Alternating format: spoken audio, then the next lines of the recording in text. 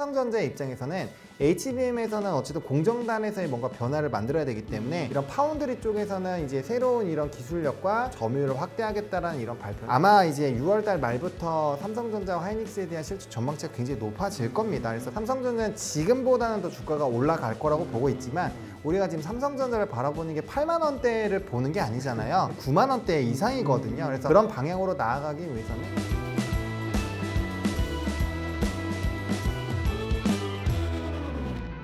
반도체 훈풍으로 상승세를 이어갔던 SK 하이닉스와 달리 다소 주춤하던 삼성전자 주가가 오랜만에 강한 모습을 보이며 이제는 삼성전자의 시간이 온 것인가 하는 기대감이 불어오고 있습니다.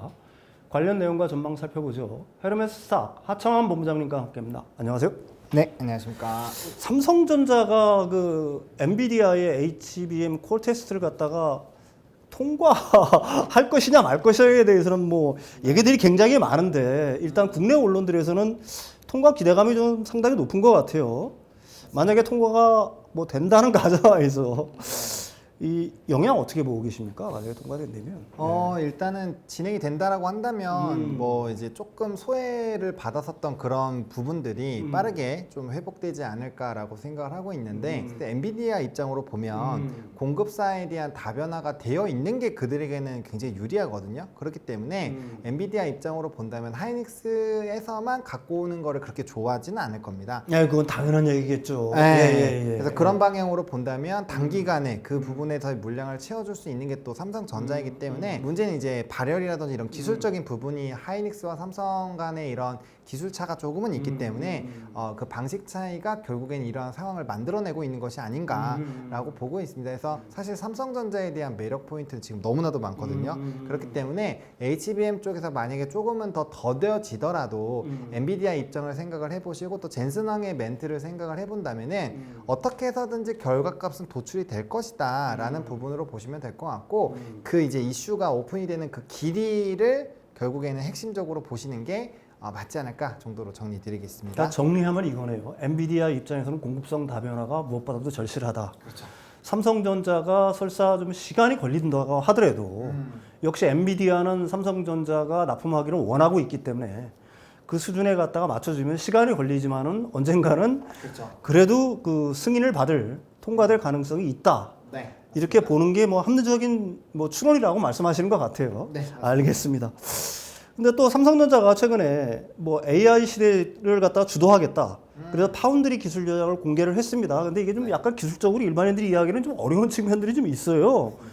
그래서 이게 도대체 이 삼성전자가 발표한 이런 어떤 기술들이 어떤 장점이 있는 거며 그게 또 어떤 영향을 미칠지 좀 설명 좀 부탁드리죠. 사실 그냥 뭐 그런 각각의 기술들을 정말 정확하게 아실 필요는 없을 것 같고 기본적으로 이제 이 TSMC한테 너무 밀리고 있다 보니까 그런 것들을 좀 잡아내기 위한 그런 내용들을 발표를 했다라고 보시면 될 것 같습니다. 결과적으로는 이제 뭐 화장품도 OEM, ODM 쪽이 굉장히 핫해지는 것처럼 결국엔 이제 위탁 생산을 얼마나 많이 하는지가 핵심으로 넘어가고 있는데 그 부분에서 TSMC가 지금 너무나도 치고 나가고 있다라는 거죠. 그렇기 때문에 삼성 입장에서는 여러 가지 신기술들을 도입을 하면서 그런 부분들을 좀 잡아 나가겠다라고 보시면 좋을 것 같고 이게 만약에 정말 삼성전자의 플랜대로 잘 진행이 된다라고 한다면 너무나도 긍정적인 이슈가 되겠죠.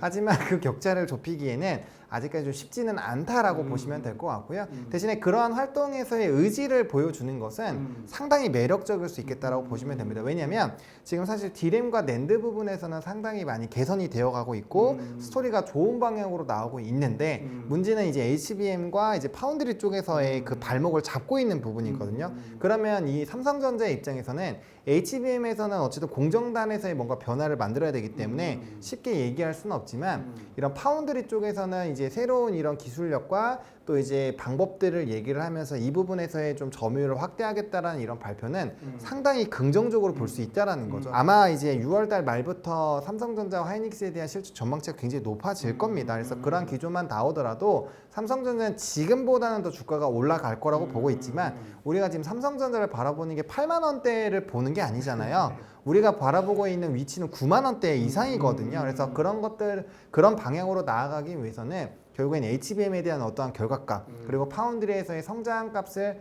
확인을 해야 된다라고 보시면 됩니다. 그래서 만약에 이런 이슈들을 보셨는데 나는 파운드리 진짜 안 될 것 같아.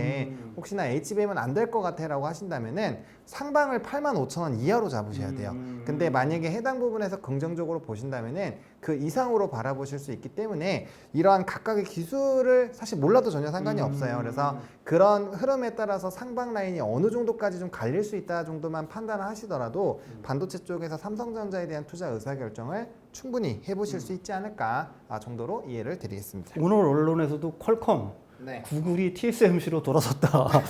뭐 이런 부정적인 네. 기사도 있습니다. 그러니까 이 파운드리 쪽의 어떤 삼성전자의 전략은 사실 얼마나 구체적인 실현이 되고 있느냐. 그렇죠. 사실 그거 부분을 갖다가 눈으로 확인하는 게 좋으실 것 같아요. 그렇다면은 삼성전자를 이미 가지고 계신 투자자분들에게 드릴 수 있는 어떤 투자 전략이 있다면 어떤 게 있을까요? 일단 이제 두 가지 부분은 앞서서 제가 시나리오를 좀 드렸고요. 그 다음에 이제 지금 제일 중요한 거죠.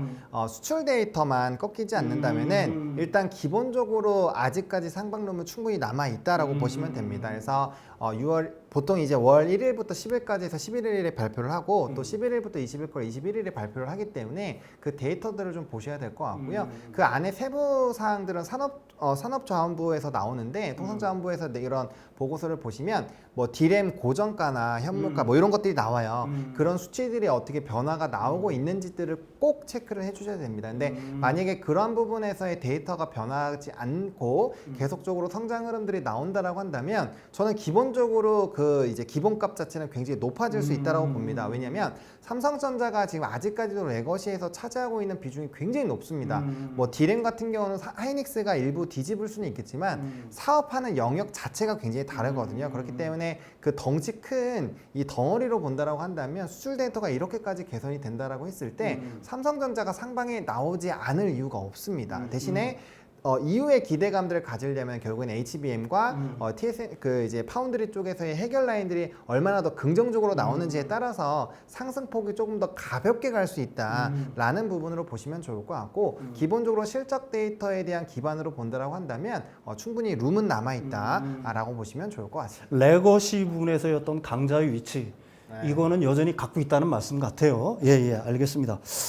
뭐 그다음에 이제 그밖에 뭐 지금까지는 뭐 삼성전자나 SK 하이닉스에 대한 얘기를 했는데 HBM 관련주들을 얘기했는데 그밖에 반도체 섹터에서 관심 있게 볼만한 종목을 좀 소개해 준다면. 네, HBM 쪽에서 좀 제외하고 얘기를 해본다면은 저는 낸드 쪽을 좀 집중해 보시면 좋을 것 같습니다. 최근에 이제 낸드 쪽에서의 시장 확대가 상당히 좀 강해지고 있고 디램의 성장률을 지금 낸드가 뛰어넘었거든요. 그렇기 때문에 그러한 방향성에서 봤을 때 충분히 좀 기대감을 가져볼 수 있을 것 같습니다. 그래서 저는 일단 소재단 부분들을 좀 보시면 좋을 것 같고 그게 아니라면 뭐 ESSD 쪽에서 좀 강자인 종목군들이 있죠. 그래서 대표적으로 나오는 종목군들이 있기 때문에 그러한 종목군들로 보시면 좋을 것 같고요. 저는 약간 좀 안정성을 노린다라고 한다면 솔브레인이라는 종목을 보시면 좋을 것 같아요. 해당 종목은 사실 투자하시면 재미는 없을 겁니다. 왜냐하면 급등락이 잘 나오지 않고 정말 차근차근 움직이는 종목이에요. 그래서 안정적으로 가져가시긴 나쁘지 않고 낸드뿐만 아니라 반도체 전 소재 부분에선 사실 대장이라고 볼 수 있는 종목이기 때문에 반도체 업황 자체를 긍정적으로 보신다라고 한다면 약간 이제 전체적인 ETF를 투자하셨다라는 그런 개념으로 들고 가시기엔 나쁘지 않다라고 보시면 될 것 같고요. 만약에 속도 부분을 조금 더 뭐 보고 싶으시다거나 뭐 TCK 같은 이런 이제 조금 빠른 낸드 관련된 종목군도 있잖아요. 그런 3대장 안에서 선택을 해보시는 게 맞지 않을까라고 생각을 하고 있습니다. 오늘 전해드린 정보들 잘 참고하셔서 성공적인 투자하시길 바라겠습니다. 오늘 말씀 감사합니다. 네, 고맙습니다.